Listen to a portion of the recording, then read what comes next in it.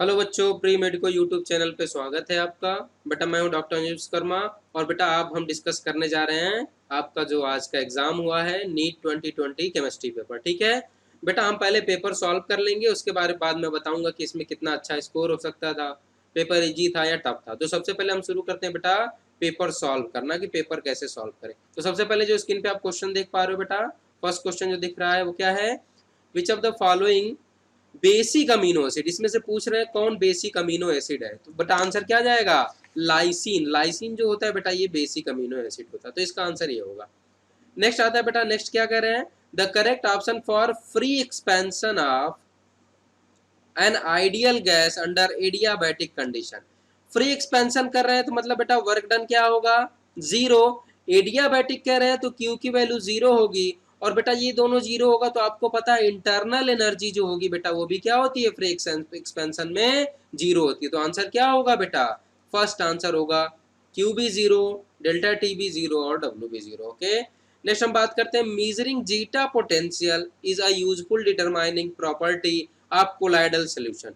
Zeta potential से बेटा हम क्या डिटरमाइन करते हैं, तो बेटा जीटा पोटेंशियल से देखो, ये बेसिकली जीटा पोटेंशियल होता है डिस्पर्सिव फेज और डिस्पर्सिव मीडियम के बीच में इंटरेक्शन का। तो बेटा कुछ मामलों में आप इसको विस्कोसिटी आंसर ले सकते हैं, पर मेरे हिसाब से मोर एक्यूरेट आंसर इसका होगा बेटा स्टेबिलिटी ऑफ कोलाइडल पार्टिकल। ठीक है, क्योंकि जीटा पोटेंशियल ही की पॉइंट होता है स्टेबिलिटी ऑफ कोलाइडल पार्टिकल के लिए। लेकिन ये थोड़ा कंट्रोवर्सी हो सकती है कि मे भी वो विस्कोसिटी आंसर दें या फिर, पर मेरे हिसाब से आंसर इसका थर्ड होगा। फोर्थ क्वेश्चन बेटा देखो, the calculated spin magnet movement, मतलब क्या पूछ रहा है बेटा, म्यू पूछ रहा है आपसे। तो बस म्यू का फार्मूला आपको पता ही है, क्रोमियम डाइपॉजिटिव का इलेक्ट्रॉनिक कॉन्फ़िगरेशन लिखोगे बेटा ये हो जाएगा क्या, 3d4। 3d4 हो जाएगा, मतलब इसके पास n की वैल्यू कितनी हो गई, 4। बस वैल्यू बेटा म्यू में रख दो, क्या हो जाएगा, रूट का n ब्रैकेट में n+2, वैल्यू पुट आउट करोगे तो बेटा आंसर क्या आ जाएगा, ये हो जाएगा 4, 4+2 ये 6 हो जाएगा, 6 4 जा 24, तो ये हो जाएगा √24। इसका रूट लोगे तो बेटा आंसर क्या हो जाएगा, सेकंड 4.90 बोअर मैग्नेटॉन इसका आंसर होगा। ओके, नेक्स्ट आता है बेटा, एलिमिनेशन रिएक्शन ऑफ 2 ब्रोमोपेंटेन। ये हो गया क्या बेटा, 2 ब्रोमोपेंटेन। ये 2 ब्रोमोपेंटेन है, इससे क्या बना रहे हैं बेटा, इससे बना रहे हैं, इससे बना रहे हैं बेटा 2 पेंटीन। 2 पेंटीन इससे बना रहे हैं, ये हो गया 2 पेंटीन। तो पूछ रहे हैं कि बताओ क्या होगा। तो बेटा ये बीटा एलिमिनेशन का एग्जांपल है, आपको पता है जिस कार्बन से लगा होता है उसके बगल वाले कार्बन को क्या कहते हैं, तो ये बीटा एलिमिनेशन का एग्जांपल है फर्स्ट, तो ये सही हो गया। दूसरा बेटा ये कह रहे हैं कि फॉलो जेस्टेव रूल। देखो जेस्टेव रूल क्या होता है, ये होता है एक्चुअली, ये होता है पूरी तरह सैडजेफ रूल के अकॉर्डिंग। सैडजेफ रूल, सैडजेफ रूल क्या कहता है, सैडजेफ रूल कहता है बेटा कि मोर सब्स्टिट्यूटेड एल्कीन, मोर सब्स्टिट्यूटेड एल्कीन जो होगी बेटा वो क्या होगी, जो मोर सब्स्टिट्यूटेड एल्कीन होगी बेटा वो मोर स्टेबल होगी। ठीक है, मोर सब्स्टिट्यूटेड एल्कीन क्या होगी, मोर स्टेबल होगी। तो बेटा इसका आंसर क्या होगा, वाई फॉलो जेड पे रूल, क्योंकि देखो ये मोर सब्स्टिट्यूटेड एल्कीन है, इससे ज्यादा सब्स्टिट्यूटेड एल्कीन नहीं बन सकती, तो बेटा ये सेकंड रूल को भी फॉलो कर रहा है। दूसरा, एल्कीन कैसे बन रही है बेटा, डीहाइड्रोहेलोजिनेशन से। देखो हाइड्रोजन निकल रहा है और ब्रोमीन निकल रहा है, तो डीहाइड्रोहेलोजिनेशन से ये निकल रही है। बात करेंगे कि डी वाले पॉइंट में क्या कह रहे हैं कि डिहाइड्रेशन रिएक्शन होगा, नहीं बेटा ये डिहाइड्रेशन नहीं, डीहाइड्रोहेलोजिनेशन है। तो इस रिएक्शन के लिए 3 पॉइंट सही है, ए बी और सी, तो हमारा आंसर कौन सा होगा, first is the right answer. Okay, next बात करेंगे बेटा, on electrolysis of dilute sulfuric acid using platinum electrode the product obtained at anode will be। बेटा याद करो जब मैं रिवीजन करा रहा था तो आपको बताया था कि H2SO4 में हमने क्या ले लिया बेटा, डाइल्यूट H2SO4, तो इसमें क्या होगा, वाटर भी होगा, और एनोड पे कौन आएगा, तो मैं आपको बताया था कि एनोड पे वही जीतेगा जिसके पास कम ऑक्सीजन होगा। ये बात मैं याद करूं, मैं आपको बताया हूं। तो यहाँ पे अगर मान लो सल्फर हाइड्रोजन सल्फाइड या सल्फर डाइऑक्साइड गैस की बात करेंगे और यहाँ पे बेटा बात करेंगे ऑक्सीजन, इन दोनों में कौन रिलीज होगा, तो बेटा ये आपको पता है कि ऑक्सीजन गैस रिलीज होगी, ना कि ये। मैं आपको बताया था कि जिसके पास ऑक्सीजन की वैल्यू कम होगी एनोड पे वही जीतेगा। इलेक्ट्रोकेमिकल सीरीज का एप्लीकेशन मैंने बताया था, तो आंसर क्या होगा बेटा, second oxygen gas is the right answer. Next बात करते हैं 7 क्वेश्चन की। 7 क्वेश्चन पूछ रहा है कि कौन सा स्टेटमेंट कार्बन मोनोऑक्साइड के बारे में करेक्ट नहीं है। ठीक है, तो सबसे पहले कह रहा है इट फॉर्म कार्बोक्सी हीमोग्लोबिन। बिल्कुल बेटा, हीमोग्लोबिन से ये कंबाइन करके कार्बोक्सी हीमोग्लोबिन का फॉर्मेशन करता है। पहला स्टेटमेंट तो सही है। नेक्स्ट, इस reduce oxygen carrying ability of blood. बिल्कुल बेटा, ये स्टेबल कंपाउंड बना लेता है, ऑक्सीडाइज कर देता है हीमोग्लोबिन से, जिससे उसकी ऑक्सीजन कैरिंग कैपेसिटी कम हो जाती है और आदमी की डेथ हो जाती है। तो सेकंड पॉइंट भी सही है।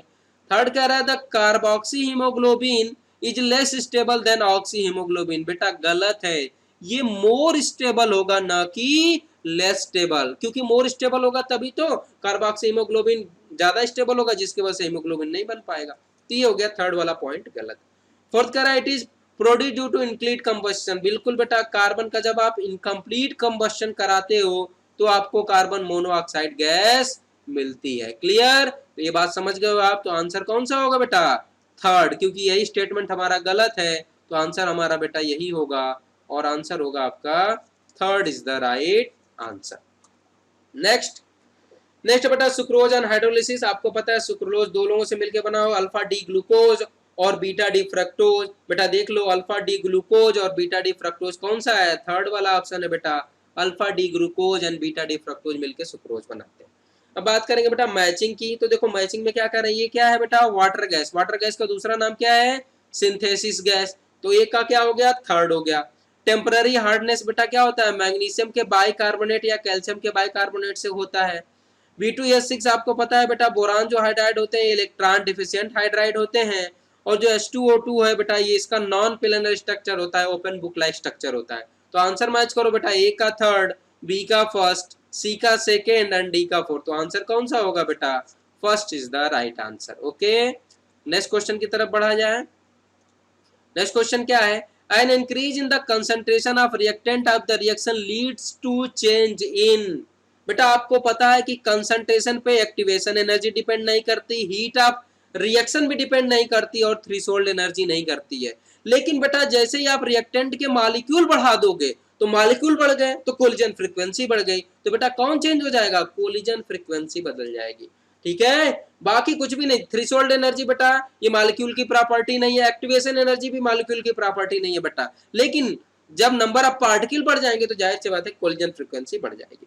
बात करेंगे बेटा 11th क्वेश्चन की। विच of the following is a natural polymer. आपको पता है बेटा जो सिस आइसोप्रीन होता है, सिस आइसोप्रीन ये मोनोमर होता है बेटा नेचुरल रबर का। ठीक है, नेचुरल रबर, और इसका मतलब polycis isoprene is the natural rubber. ये क्या है? नेचुरल रबर है। तो हमारा आंसर क्या होगा बेटा? फर्स्ट होगा। सिस 1,4 poly isoprene is the natural rubber, इसलिए नेचुरल पॉलीमर होगा। ओके, अब बात करेंगे बेटा 12th क्वेश्चन की। क्या कह रहे हैं? रेट कांस्टेंट की वैल्यू इन्होंने दिया है कितना? 4.606 इंटू 10⁻³ सेकेंड इनवर्स, और पूछ रहे हैं time required to reduce 2 gram to. बेटा फर्स्ट ऑर्डर काइनेटिक्स है, फार्मूला आपको पता होगा, K equal to ln, sorry बेटा ln नहीं, इसको ऐसे करते हैं 2.303 upon T log A0 by A। ठीक है, A क्या है? A0 बेटा क्या है? इनिशियल कंसंट्रेशन, ये इनिशियल कंसंट्रेशन होता है, और ये क्या है बेटा? फाइनल कंसंट्रेशन होता है। आपको पता है, बस वैल्यू पुट आउट करते हैं। हमें टाइम पूछ रहे हैं तो हो जाएगा बेटा ये 2.303, ये हो जाएगा कितना? 4.606 इंटू बेटा A0 की वैल्यू कितना है? log 2.0, और बेटा रिमेनिंग कंसंट्रेशन कितना है? 0.2। ये कितना हो जाएगा बेटा? 10। log 10 की वैल्यू 1, और ये कितना है? 10⁻³ बेटा इसको जब सॉल्व करोगे तो वैल्यू आएगी कितनी? ये बेटा कट जाएगा 2 बार में, तो ये हो जाएगा 1000/2। तो आंसर क्या हो जाएगा? 500 second is the right answer. तो आंसर कौन सा होगा बेटा? Third is the right answer. 13 है identify the correct statement from the following. इनमें से आपको करेक्ट स्टेटमेंट बताना है। ठीक है, तो फर्स्ट स्टेटमेंट कह रहा है carbon dioxide use to refrigerator for ice cream and frozen food. बेटा गलत है, कार्बन डाइऑक्साइड नहीं यूज करते, हम नाइट्रोजन को यूज करते हैं। तो पहला स्टेटमेंट गलत हो गया।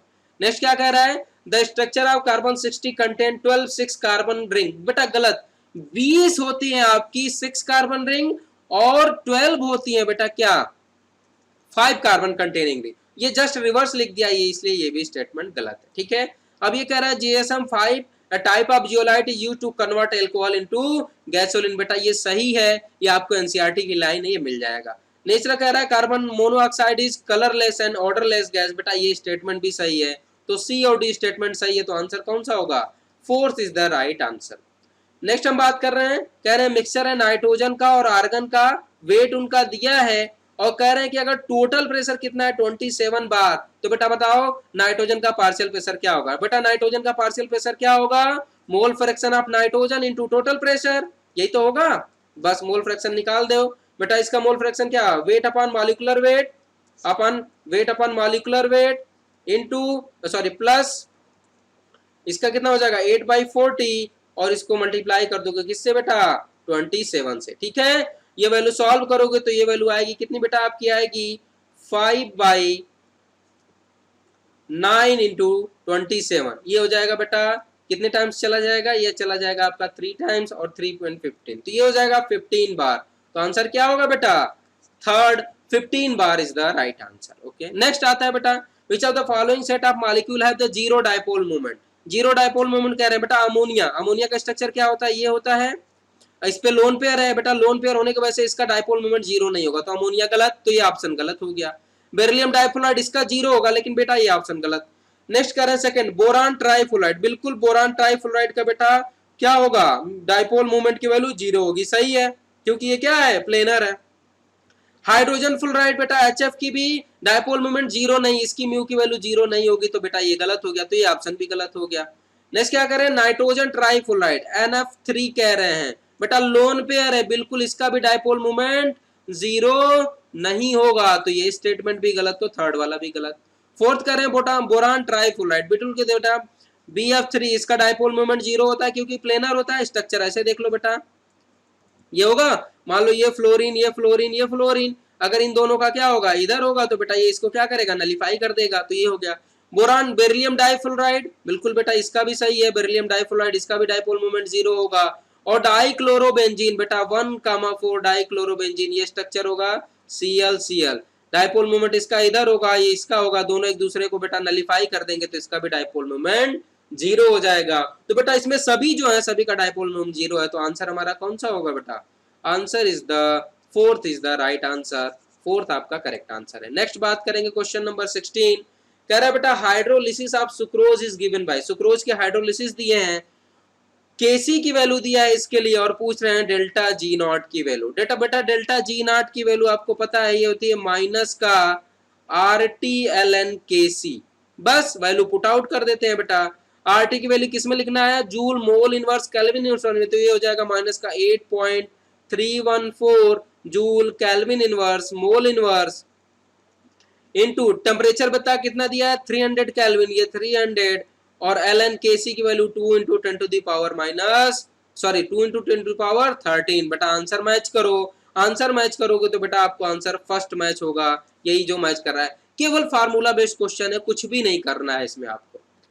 नेक्स्ट आता है बेटा एनिसॉल की रिएक्शन करा रहे हैं, आपको पता है एनिसॉल का स्ट्रक्चर क्या होता है बेटा? ये होता है आपका ओनिसॉल। अब इस पे रिएक्शन करा रहे हैं किसकी? HI की। आपको पता है बेटा ये कौन सा मैकेनिज्म फॉलो करेगा? SN2, और SN2 मैकेनिज्म फॉलो करेगा, तो बेटा यहाँ H जुड़ेगा और यहाँ पे I जुड़ेगा, तो क्या बन जाएगा? फिनॉल बन जाएगा और मिथाइल आयोडाइड। आंसर कौन सा होगा बेटा? First, phenol and methyl iodide is the right answer. Okay, next हम बात करेंगे number of proton neutron electron, किसमें? इसमें पूछ रहे हैं बेटा नंबर ऑफ प्रोटॉन, ये क्या है? Z है, और ये क्या है बेटा? आपका A है। आपको पता है नंबर ऑफ प्रोटॉन कितना होगा इसमें? Z के बराबर, और वो कितना होगा? 71। बात करेंगे नंबर ऑफ न्यूट्रॉन की, तो ये कितना होगा बेटा? A माइनस Z, A की वैल्यू 175 माइनस 71 करोगे बेटा कितना है? ये हो जाएगा 104। बात करेंगे नंबर ऑफ इलेक्ट्रॉन की, तो बेटा जो नंबर ऑफ इलेक्ट्रॉन होता है न्यूट्रल स्पीसीज में इक्वल टू क्या होता है? Z के, और Z कितना है? 71, तो ये कितना हो जाएगा? 71। तो आंसर कौन सा होगा? फर्स्ट। प्रोटॉन 71, न्यूट्रॉन 104 और इलेक्ट्रॉन कितना होंगे? 71 होंगे। अब नेक्स्ट क्वेश्चन बात करें बेटा पेपर क्रोमेटोग्राफी। देखो पेपर क्रोमेटोग्राफी ये पार्टीशन क्रोमेटोग्राफी का एग्जांपल है बेटा, ये भी इसके अंदर आता है। अब आता बेटा कह रहे हैं कि कौन सा पेयर मिसमैच है, ठीक है। देखो जो मेल्डिविनियम है ये इसका 101 होता है, ये 101 है। ये बेटा कितना है 103, इसका कितना होगा बेटा 106, और इसका होगा कितना बेटा 1111। ठीक है, तो बेटा ये तो मैच कर रहे हैं, पर ये मैच नहीं कर रहा है क्योंकि जो डर्स्टेंडियम है बेटा इसका 1110 होता है, जबकि इसने कितना बोला है 11, मतलब 111। तो बेटा ये गलत होगा, तो आंसर कौन सा होगा 4। तीन तो मैच कर रहे हैं लेकिन चौथा मैच नहीं कर रहा है। नेक्स्ट आता है बेटा विच ऑफ द फॉलोइंग है the maximum number of atom. Maximum number of atom मतलब क्या होना चाहिए बेटा, नंबर ऑफ एटम क्या होंगे डायरेक्टली प्रोपोर्शनल टू मोल, और मोल क्या होगा वेट अपॉन मॉलिक्यूलर वेट। ठीक है, मैक्सिमम नंबर चाहिए तो मोल ज्यादा चाहिए। अब बेटा देखो वेट इसमें क्या है सबका सेम है, तो हम वेट को हम सीधा सीधा कह सकते हैं inversely proportional to molecular weight, क्योंकि इसमें जो वेट दिया है वो सबको सिमिलर दिया है। और आप बताओ जिसका मॉलिक्यूलर वेट सबसे कम होगा उसका मोल सबसे ज्यादा होगा और नंबर ऑफ एटम सबसे ज्यादा होगा। तो आप बताओ सबसे कम मॉलिक्यूलर वेट किसका है, लिथियम का। तो आंसर कौन सा होगा, fourth is the right answer. Next आता कहता है टर्सरी ब्यूटिल कैटायन। बेटा ये हो गया टर्सरी ब्यूटिल कैटायन। अब इसकी स्टेबिलिटी और कह रहे हैं कि सेकेंडरी ब्यूटिल कैटायन की बात कर रहे हैं। बेटा ये हो गया सेकेंडरी ब्यूटिल कैटायन। इन दोनों की स्टेबिलिटी को पूछ रहे हैं कि सबसे ज्यादा स्टेबल, सॉरी बेटा ये सेकेंडरी ब्यूटिल नहीं होगा, सेकेंडरी ब्यूटिल कैटायन आपका ये होगा बेटा, ये प्लस यहाँ पे होगा, ये प्लस यहाँ पे नहीं होगा। ठीक है, सेकेंडरी ब्यूटिल कैटायन ये हो गया और टर्सरी ब्यूटिल कैटायन ये हो गया। तो बताओ बेटा इसके लिए क्या होगा, हाइपर कॉन्जुगेशन रिस्पॉन्सिबल होगा, क्योंकि माइनस आई इफेक्ट प्लस का तो होता नहीं, रेजोनेंस तो इसमें होंगे नहीं, तो दो ऑप्शन गलत हो गए। हाइपर कॉन्जुगेशन की वजह से स्टेबल होगा। नेक्स्ट आ रहा है बेटा which of the following amine will give the carbylamine test. और आपको पता है बेटा कार्बिल एमीन टेस्ट केवल प्राइमरी एमीन देती है, और प्राइमरी एमीन में चाहे वो एलिफैटिक हो या फिर एरोमेटिक हो उससे फर्क नहीं पड़ता है, लेकिन वो प्राइमरी एमीन होनी चाहिए। और इसमें प्राइमरी एमीन क्या है बेटा, aniline is the primary amine, इसलिए आंसर कौन फर्स्ट होगा। बाकी देखो बेटा ये सेकेंडरी एमीन है, ये टर्सरी एमीन है, और ये भी सेकेंडरी एमीन है, इस वजह से ये नहीं देंगे।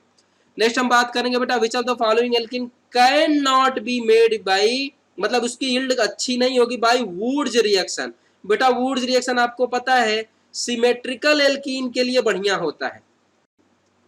तो बेटा मैं बात कर रहा था वुड्स रिएक्शन की, तो वुड्स रिएक्शन क्या होती है, ये बेटा सिमेट्रिकल एल्कीन के लिए, सिमेट्रिकल एल्कीन के लिए बेटा क्या होती है, बेटर यील्ड होती है। और इनमें से चेक कर लो जो अनसिमेट्रिकल होगा उसके लिए वुड रिएक्शन से गुड यील्ड हम नहीं प्राप्त कर सकते। तो इन चारों में चेक करोगे तो बेटा जो थर्ड वाला है normal heptane is the unsymmetrical alkane, और अनसिमेट्रिकल एल्केन होगा तो बेटा इसकी यील्ड आप वुड रिएक्शन से अच्छी प्राप्त नहीं कर सकते। तो आंसर कौन सा होगा, थर्ड होगा। बात करें बताओ the mixture with so positive deviation from Raoult law. बेटा आंसर कौन सा होगा, इथेनॉल एंड एसीटोन। ये बेटा क्या करेगा, ये आइडियल सोल्यूशन बनाएगा, acetone chloroform negative deviation show करेंगे, और ये भी क्या करेगा बेटा आइडियल सोल्यूशन बनाएगा। केवल यही जो है ये पॉजिटिव डेविएशन शो करेगा। नेक्स्ट आता है बेटा reaction between benzaldehyde and acetophenone. Benzaldehyde की रिएक्शन करा रहे हैं बेटा एसिटोफिनोन से, और ये देखो बेटा क्या हो गया बेंजल्डिहाइड, और ये क्या हो गया एसिटोफिनोन। और एसिटोफिनोन सॉरी बेटा सिंगल बॉन्ड होगा यहाँ पे, सी डबल बॉन्ड हो, और यहाँ पे फिनाइल।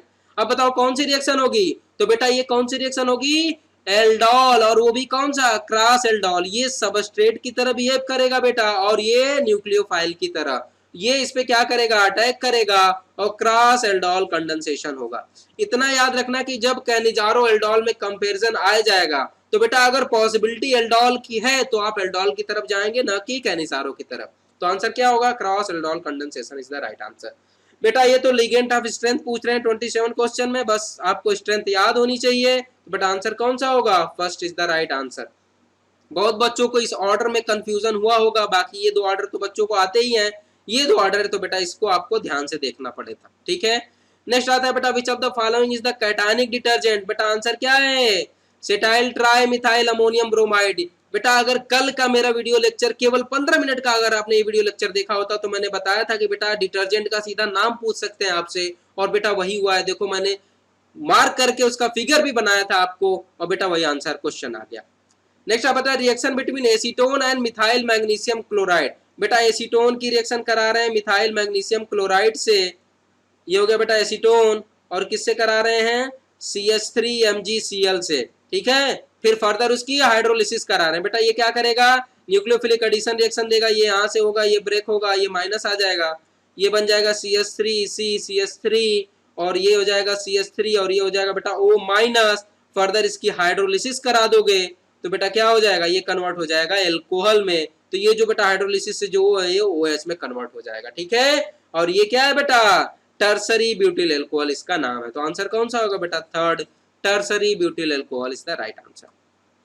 अब कह रहा है यूरिया की रिएक्शन करा रहे हैं वाटर से, तो एक तो बना रहा है ए जो डिकम्पोज होके बी बना रहा है। तो बेटा देखो यूरिया की अगर रिएक्शन आपने कराई वाटर से NH2CO NH2 तो बेटा ये किस में कन्वर्ट होगा बेटा, कार्बन डाइऑक्साइड और अमोनिया बनाएगा, ठीक है, अमोनिया बनाता है।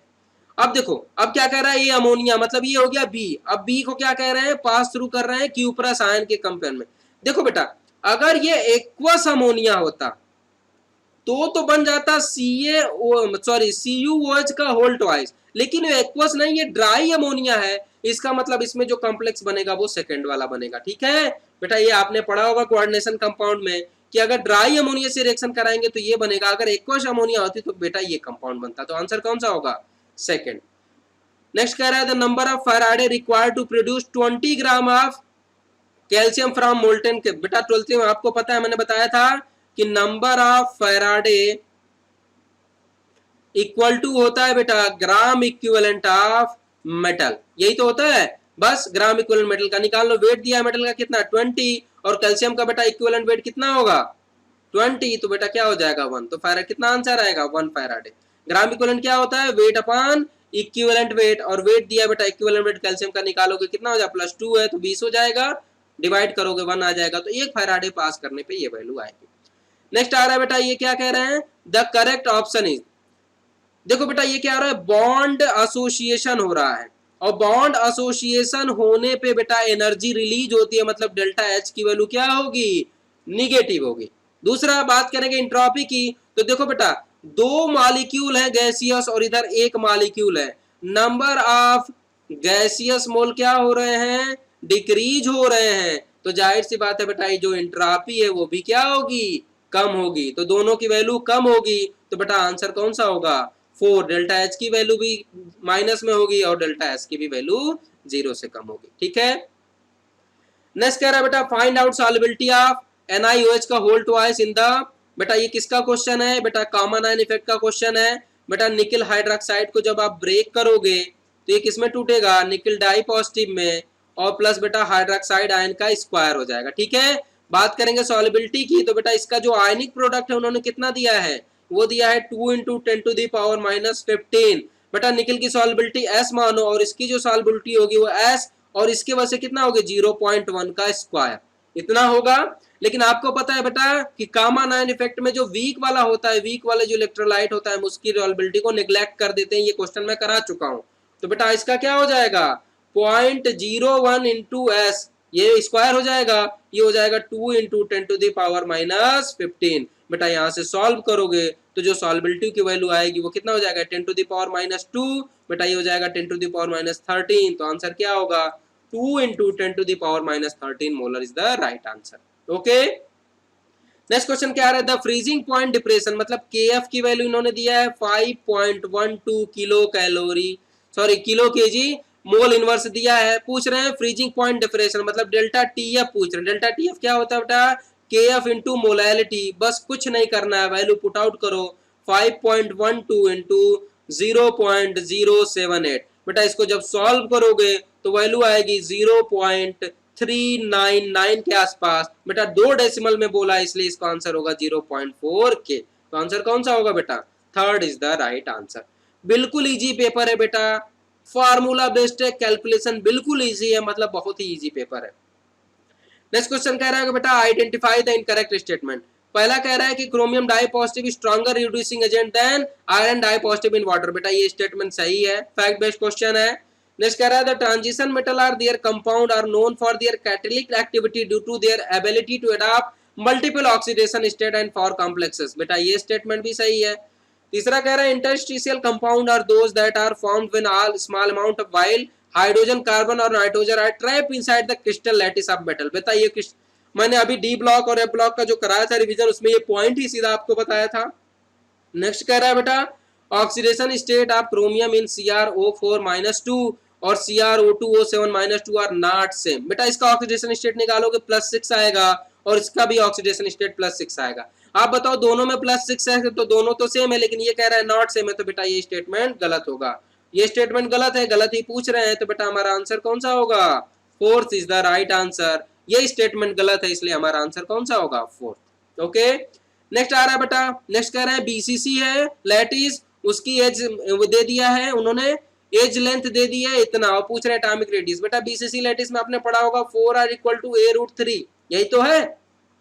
तो r = क्या हो जाएगा? a√3/4, और ये क्या है बेटा? एज लेंथ है वो कितना है? 288 × √3/4, 288 √3/4। बेटा आंसर कौन सा होगा? First is the right answer. Simple formula based question है, कोई कैलकुलेशन नहीं, बिल्कुल इजी पेपर है। नेक्स्ट आता है बेटा identify the molecule which does not exist. बेटा कौन सा मॉलिक्यूल एग्जिस्ट नहीं करता है? जिसका बॉन्ड ऑर्डर 0 आता है, और बॉन्ड ऑर्डर 0 किसका होगा? जिसके बॉन्डिंग इलेक्ट्रॉन और एंटी बॉन्डिंग इलेक्ट्रॉन कितने हो? सेम हो जाए। और बेटा He2 में 4 इलेक्ट्रॉन है, इसमें 2 बॉन्डिंग हो जाते हैं, 2 एंटी बॉन्डिंग, जो वैल्यू 0 हो जाएगी, तो आंसर क्या होगा बेटा? फर्स्ट He2 ये बेटा एग्जिस्ट नहीं कर सकता क्योंकि इसका बॉन्ड ऑर्डर 0 है। नेक्स्ट आता है बेटा which of the following oxo acid of sulphur has the O linkage.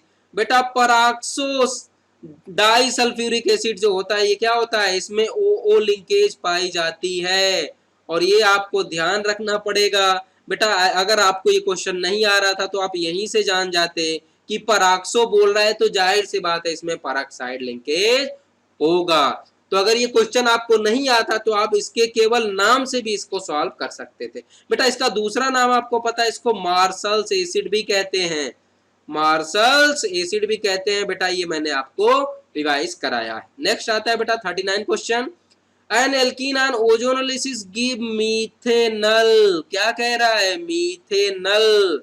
और मीथेनल बेटा तब होगा जब एल्कीन क्या हो? आपकी टर्मिनल एल्कीन हो। और इनमें से चेक कर लो बेटा, ये टर्मिनल है नहीं तो इससे बनेगा नहीं, बेटा ये भी टर्मिनल नहीं है तो इससे भी नहीं बनेगा। बेटा ये टर्मिनल है, बस यहाँ पे O और यहाँ पे O जाएगा, इससे क्या बन जाएगा बेटा? मीथेनल। तो आंसर कौन सा होगा? Third is the right answer. Okay, next 40 question है, HCl was passed through the solution of calcium chloride, magnesium chloride and NaCl. Which of the following compound crystallizes? बेटा फैक्ट क्वेश्चन है, केवल NaCl है जो वही क्रिस्टलाइज होगा, इसके अलावा ये दोनों क्रिस्टलाइज नहीं होंगे। ठीक है, नेक्स्ट आता है question number 41, match the following. बेटा आपको पता है ये न्यूट्रल ऑक्साइड है, मैंने बात की थी, ये बेसिक होता है, ये एम्फोटेरिक मेटल है, इसका ऑक्साइड एम्फोटेरिक होगा, और जो नॉन मेटल है उनके ऑक्साइड क्या होते हैं? एसिडिक। तो बेटा ए का सेकंड में हो गया, बी का फर्स्ट, सी का 4 एंड डी का थर्ड। तो आंसर कौन सा होगा बेटा? Second is the right answer. Next आता है बेटा, नेक्स्ट है the following metal ion activate many enzyme participate in oxidation of glucose to produce ATP and with sodium it responsible for the transmission of nerve signal. बेटा अगर यहां तक question नहीं समझ में आया कि कौन सा मेटल होगा, आयरन, कॉपर, कैल्शियम, इसमें ढूंढ रहे हो, लेकिन लास्ट पॉइंट देखो क्या कह रहा है, वो सोडियम के साथ वो नर्व इंपल्स ट्रांसमिशन के लिए रिस्पॉन्सिबल है, तो फट से दिमाग चला जाएगा बेटा सोडियम के साथ क्या होता है? पोटेशियम। तो आंसर कौन सा होगा? Potassium is the right answer. Next क्या कह रहा है, विच of the following change oxidation number of carbon in the following. Carbon का ऑक्सीडेशन स्टेट चेंज की बात करें, बेटा यहाँ ऑक्सीडेशन स्टेट निकालो, कार्बन का कितना होगा? -4, और यहाँ पे कितना होगा बेटा? +4। तो -4 से +4 चेंज हो रहा है, आंसर कौन सा होगा बेटा? Third is the right answer. ठीक है, नेक्स्ट क्या कह रहा है, identify the correct statement from the following. कह रहा है wrought iron is the impure iron with the 4% carbon. बेटा गलत है, रॉट आयरन सबसे प्योरेस्ट फॉर्म होता है, और इसमें जो ये होता है ये पॉइंट में कार्बन का होता है, तो ये स्टेटमेंट गलत है। नेक्स्ट कह रहा है ब्लिस्टर कॉपर है the blister appearance due to the evolution of carbon dioxide. गलत है बेटा, सल्फर डाइऑक्साइड के अपीयरेंस से होता है, तो ये स्टेटमेंट भी गलत है। नेक्स्ट क्या कह रहा है, vapour phase refining is the carry out for निकल बाय वॉन एर्कल मेथड। गलत है बेटा, निकल की वेपर फेज रिफाइनिंग होती है बेटा मॉन्स प्रोसेस द्वारा, ये आपको मैं रिफाइनिंग में बता चुका हूँ, तो ये भी गलत हो गया। नेक्स्ट कह रहा है pig iron can be molted into variety of shape. बिल्कुल स्टेटमेंट सही है बेटा, सबसे इम्प्योर आयरन होता है पिग आयरन, इसको किसी भी शेप में आप कन्वर्ट कर सकते हैं, क्योंकि जैसे जैसे प्योरिटी बढ़ती जाएगी वैसे वैसे हार्डनेस बढ़ती है, और इसको प्योर होगा तो हार्ड होगा, और हार्ड होगा तो बेटा इसको प्योरीफाई करना बहुत मुश्किल हो जाएगा, शेप में बदलना मुश्किल हो जाएगा। लास्ट क्वेश्चन है बेटा, identify the compound x in the following sequence of reaction. बेटा आपको पता है यहाँ पे क्या बनेगा, आपको पता है कि ये है बेटा मोनोक्लोरो डेरिवेटिव, इससे क्या बनाना है, एल्डिहाइड बनाना है। ठीक है, अब देखो बेटा ये तो बनेगा नहीं, अब कंफ्यूजन आएगा कि बेटा मोनोक्लोरो सब्स्टिट्यूशन होगा, डाइक्लोरो सब्स्टिट्यूशन होगा और ट्राइक्लोरो सब्स्टिट्यूशन होगा।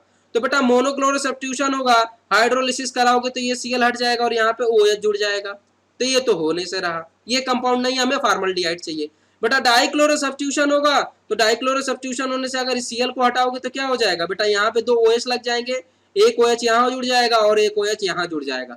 और जैसे ही बेटा 2 OH जुड़ेंगे, बस आपको आइडिया लग गया कि क्या करना है, बिल्कुल बेटा पता है ये अनस्टेबल होगा, फट से वाटर मॉलिक्यूल निकल जाएगा और अल्टीमेट हमारा प्रोडक्ट जो बन जाएगा वो ये बन जाएगा, फॉर्मल्डिहाइड आपका बन जाएगा। और बेटा वो फॉर्मल्डिहाइड ही आपसे पूछ रहे हैं, तो आंसर कौन सा होगा, थर्ड आंसर होगा। बेटा इसके हाइड्रोलिसिस करोगे तो बेटा फॉर्मल्डिहाइड ना बन के उसकी जगह पे क्या बन जाएगा, एसिड बन जाएगा। तो ये भी गलत है और ये भी गलत है और ये भी गलत है, सही कौन सा है आपका, थर्ड है। तो ये था बेटा नीट 2020 पेपर जो हमने अभी डिस्कस किया। ठीक है, आई होप आपको चीजें समझ में आई होंगी। फिर भी थियोरेटिकल वाले कुछ क्वेश्चन में, जैसे एक क्वेश्चन जो था आपका जो जीटा पोटेंशियल वाला है, इसमें थोड़ा थियोरेटिकल कंट्रोवर्सी है। देखो नीट क्या देता है, पर मेरे अकॉर्डिंग आंसर उसका क्या होना चाहिए बेटा, की पॉइंट ऑफ व्यू की बात करो तो उसका आंसर होना चाहिए स्टेबिलिटी ऑफ कोलाइडल। ठीक है, तो बेटा मैं बात करूं पेपर एनालिसिस की, तो बेटा इसमें जो मैं ज्यादा मतलब सभी क्वेश्चन की बात करें तो जो 5 क्वेश्चन जो फिजिकल के थोड़े कैलकुलेटिव आए थे बेटा, इनको हम थोड़ा टफ के केस में रख सकता हूं। इसके अलावा बेटा इसमें मैं बात करूंगा 5 क्वेश्चन टफ थे, बाकी मॉडरेट क्वेश्चनों की बात करें तो बेटा 10 क्वेश्चन इसमें मॉडरेट थे, बाकी रिमेनिंग जितने भी क्वेश्चन थे बेटा इजी थे, बिल्कुल आपको कुछ करना ही नहीं था, एकदम इजी क्वेश्चन थे। ठीक है, तो बेटा अगर इसमें स्कोर की बात करूं मैं, तो इसमें स्कोर की बात करूंगा तो बेटा अगर गुड स्कोर की बात करूं तो 160 प्लस बेटा इसमें गुड स्कोर आपका कहा जाएगा। बिलो 160 प्लस अगर आपका स्कोर है तो बेटा मुझे नहीं लगता कि आपका पेपर अच्छा हुआ है। ठीक है, और अगर इसमें बेस्ट स्कोर की बात करें तो बेटा 170 प्लस तक आप आसानी से स्कोर कर सकते थे इस पेपर में, इतना पेपर ये इजी था। तो ओवरऑल पेपर बेटा मैं इसको इजी पेपर ही कहूंगा, ये बिल्कुल इजी पेपर था। नीट 19 में जो क्वेश्चन पेपर आया था उससे भी थोड़ा इजी पेपर ये था। ठीक है, तो उसमें बेटा अगर आपका 160 प्लस प्लस है तो फिर आप एक अच्छे स्कोर में आ सकते हैं, एवरेज स्कोर में आ सकते हैं, और 170 प्लस है तो बेटा ये आपका बेटर स्कोर होगा। ओके, तो आई होप आपका पेपर अच्छा हुआ होगा बेटा, और कोई भी आप इसको इत्मीनान से अपना आंसर मिला लीजिए। और बेटा ये पेपर अच्छा हुआ है। कट ऑफ की मैं बात करूंगा बेटा, तो कट ऑफ भी आपके 19 के इर्द गिर्द होगी, और मुझसे लगता है कि मोर अबव तो वो 600 के नियर अबाउट होगी। ठीक है, फिर भी इसके बाद भी पेपर एनालिसिस के पर बेटा मैं वीडियो बनाऊंगा, उसमें बताऊंगा कि कट ऑफ कितनी जा सकती है। तो thank you for watching this video.